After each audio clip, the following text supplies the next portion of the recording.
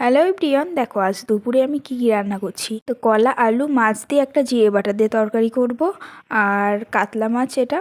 তো দেখো, তারপর কিন্তু এই কলার খোসাটুকু যেটুকু বাদ ছিল ওটা দিয়ে আমি একটা পেস্ট করে সেদ্ধ করে নেব। তারপর পেস্ট করে আমি ওটা তেলে দেব।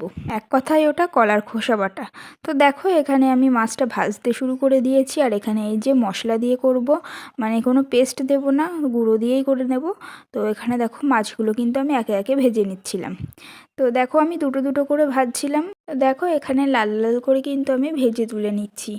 তো এখানে দেখো, আমি কিছু তুলে নিয়েছি। তোমরা এরকম তরকারি খেতে কে কেমন ভালোবাসো কমেন্টে জানিও। এরপর দেখো, এই যে কলার খোসাগুলো আমি ভালো করে ধুয়ে নিচ্ছিলাম, আর এদিকে দেখো মাছগুলো কিন্তু আমার ভাজা হয়ে গেছে। তো তারপর দেখো, আর দুটো আমার কড়াইতে রয়েছে, তো এই দুটো হলে আমার সবগুলো ভাজা হয়ে যাবে।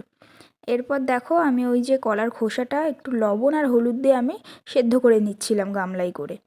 তো এখানে দেখো, একটু সেদ্ধ করে নিলে ওর কষ ভাবটাও চলে যাবে। তারপর একটু রসুন, কাঁচা লঙ্কা আর এই কলার খোসাগুলো দিয়ে পেস্ট করে নিলাম মিক্সিতে। তারপর দেখো, এদিকে ওটা রেখে দিলাম পেস্ট করে, আর এরপর কলা আলু এগুলো আমি একটু ভেজে নিচ্ছিলাম, আর কাঁচা লঙ্কাও দেবো এরপর।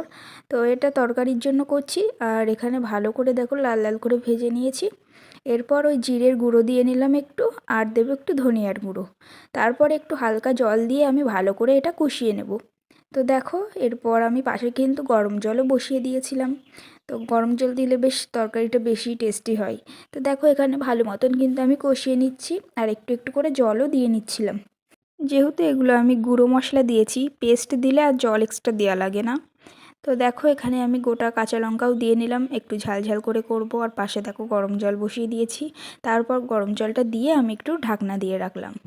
তো দেখো, তারপর মাছগুলো দিয়ে ভালো করে আমি ফুটিয়ে নিয়েছি, আর তরকারিটা কিন্তু একদমই রেডি হয়ে গেছে। আর একটু গোলমরিচের গুঁড়োও দিয়েছিলাম হালকা। তো দেখো, আমার তরকারিটা কিন্তু একদম রেডি হয়ে গেছে। এরপর আমি এটাকে নামিয়ে নেব। তো খেতে দারুণ টেস্টি হয়েছিল, আর এরকম হালকা পাতলা তরকারি খেতে সত্যিই খুব ভালো লাগে।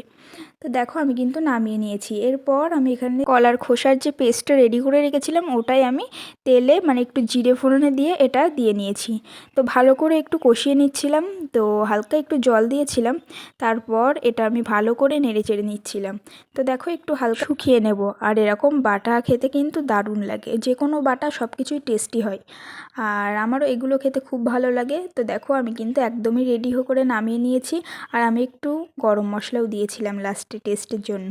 তো খেতে খুব সুন্দর হয়েছিল। আর দেখো, তরকারিটা কিন্তু আমি লাস্টে তোমাদের দেখাইনি, তো দেখো দেখিয়ে নিলাম। আর আমি নিজের জন্য একটা মাছ ভাজা রেখেছিলাম, আমার ঝোলের মাছ একদমই ভালো লাগে না ওই জন্য। তো আমি এই মাছ ভাজাটা দিয়ে খাবো, আর ওখান থেকে আমি কলা তুলে নেব। তো এরকম শুকনো খেতে আমি ভীষণ ভালোবাসি। তো দেখো, আজকে দুপুরে এই দুটোই মেনু ছিল। তো একটা তরকারি রান্না করছিলাম, তো ভাবছিলাম আরেকটা কী করব, সবজি যেহেতু ছিল না। তো ওই যে খোসাগুলো ছিল, হঠাৎ মাথায় আসলো যে এই খোসাটা বাটা করি। তো দেখো, একটা সবজি দিয়ে দুই রকম রান্না হয়ে গেল। তো ভিডিওটা তোমাদের কেমন লাগলো জানিও, আর ভালো লাগলে অবশ্যই লাইক কমেন্ট শেয়ার করে দিও। তোমাদের দুপুরের মেনু কী ছিল কমেন্টে জানিও। আজকের মতো টাটা।